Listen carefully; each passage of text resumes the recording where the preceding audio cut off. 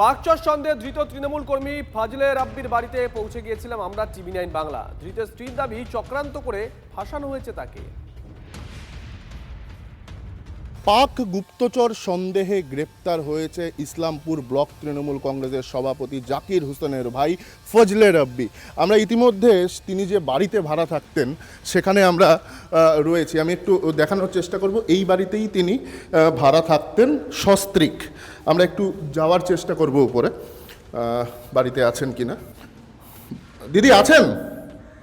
দিদি কেউ আছেন? দিদি একটু একটু শুনুন না দিদি, একটু 2 মিনিট কথা বলতাম, 2 মিনিট একটু কথা বলতাম। দিদি বলছি যে আপনার স্বামীকে অ্যারেস্ট করা হয়েছে। হ্যাঁ, আমার স্বামীকে অ্যারেস্ট করা হয়েছে। তো কেন দিদি? আমি জানি না ওটা কিসের জন্য করা হয়েছে, কিসের জন্য বা কেননা আমি বলতে পারবো না। পাটাগোড়ায় কার বাড়ি? কারো বাড়িতে না, পাটাগোড়া বাজারে ধরা।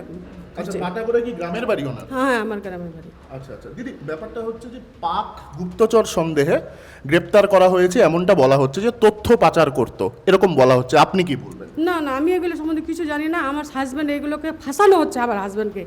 যদি আপনি এগুলো আমাকে শোনাচ্ছেন, আমি এগুলো এটা পুলিশের তথ্য অনুযায়ী আমি বলছি। আমরা পুলিশের না না না না, আমার হাজব্যান্ড এগুলো তো কোনো দিন জড়িত না। এগুলো চক্রান্ত।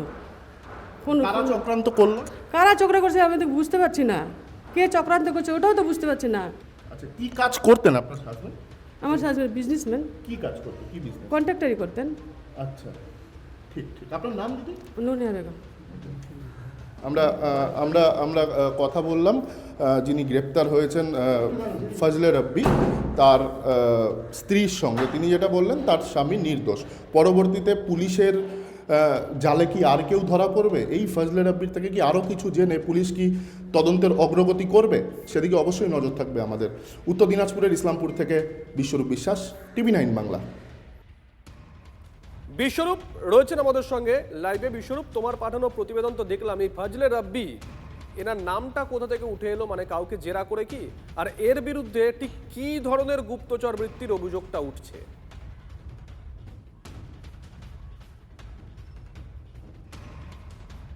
দেখো, তোমাকে জানিয়ে রাখি, তুমি যে প্রশ্নটা আমাকে করলে যে কোথা থেকে এর নামটা জড়লো, এই তো কিছুদিন আগে শনিবারে পাঞ্জিরা থেকে গুপ্তচর থেকে এর নামটা জড়লো। এই তো কিছুদিন আগে শনিবারে পাঞ্জিরা থেকে এক গুপ্তচর গ্রেপ্তার হয়েছে আমরা জানতে পেরেছি। দেখো, আমাদের কাছে STF যদিও সরকারিভাবে কিছু জানায়নি, তবুও সূত্র মারফত আমরা কিছু তথ্য জানতে পেরেছি। বাংলাদেশে অবস্থিত এক চর, যার সঙ্গে এর যোগাযোগ ছিল, পুলিশ তার মোবাইলে যোগাযোগটা পেয়েছে। পাশাপাশি জাল নোটেরও একটা ব্যাপার উঠে আসছে। তারও পাশাপাশি প্রচুর বাংলাদেশি নম্বর তার মোবাইল থেকে পাওয়া গেছে। তারও পাশাপাশি প্রচুর হোয়াটসঅ্যাপ চ্যাট ডিলিট করা হয়েছে। দেখো, এই তথ্যগুলো কিন্তু সরকারিভাবে STF আমাদের দেয়নি, এটা আমাদের সূত্র মারফত খবর। আরও একবার জানিয়ে রেখি, যিনি অ্যারেস্ট হয়েছেন তিনি তৃণমূল ব্লক সভাপতি জাকির হোসেন। শুধু ব্লক সভাপতি নয়, দোর্দণ্ড প্রতাপ নেতা জাকির হোসেন তার ভাই। তুমি আমার প্রতিবেদন দেখাচ্ছিলে, যখন আমি তাদের বাড়িতে যাই, নিচের থেকে অনেকবার ডাকাডাকি করেছি, কেউ আছেন কেউ আছেন কেউ আছেন, কলিং বেল বাজিয়েছি, কেউ খোলেনি। শেষে আমাকে বাধ্য হয়ে জনগণকে দেখানোর জন্য আমরা সিঁড়ি বেয়ে উপরে উঠি।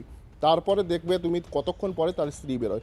এই যে একটা মানে আড়াল হওয়ার চেষ্টা, এই ব্যাপারগুলো কিন্তু প্রশ্ন জাগাচ্ছে। আমি আরও একবার জানিয়ে রাখি, কালকের থেকে আমি বলছি, আজকে আরও একজন গ্রেপ্তার হতে পারে, কারণ ফজলে রাব্বিকে জেরা করে আরও একজনের নাম উঠে এসছে, যেটা কিন্তু গোপন STF সূত্র মারফত আমি জানতে পেরেছি।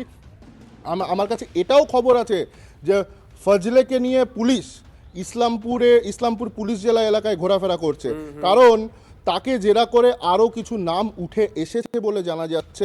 দেখো, তোমাকে জানিয়ে রাখি, এই ফজলে রাব্বির গ্রামের বাড়ি হলো আগডিমটি খন্তি গ্রাম পঞ্চায়েতের পাটাগোড়া এলাকায়, যেখানকার প্রধান খোদ জাকির হোসেন তার দাদা, এবং সেটা কিন্তু সীমান্তবর্তী এলাকা। অবশ্যই STF আরও অনেক কিছু তথ্য জোগাড় করছে। পাশাপাশি আরও একটা বিষয় সাধারণ মানুষ প্রশ্ন করছে যে তৃণমূলের আমলে এইসব চোর কেন গ্রেপ্তার হয়নি? তাহলে কি সেসব বিষয় দেখা হয়নি তৃণমূলের আমলে? রাজ্যে পালা বদলের পর কেন এই পাক গুপ্তচর গ্রেপ্তার হচ্ছে? দেখো, এই চিকেন নেক্সট নিয়ে বারবার বলা হয়। নজর থাকবে, নজর রাখো।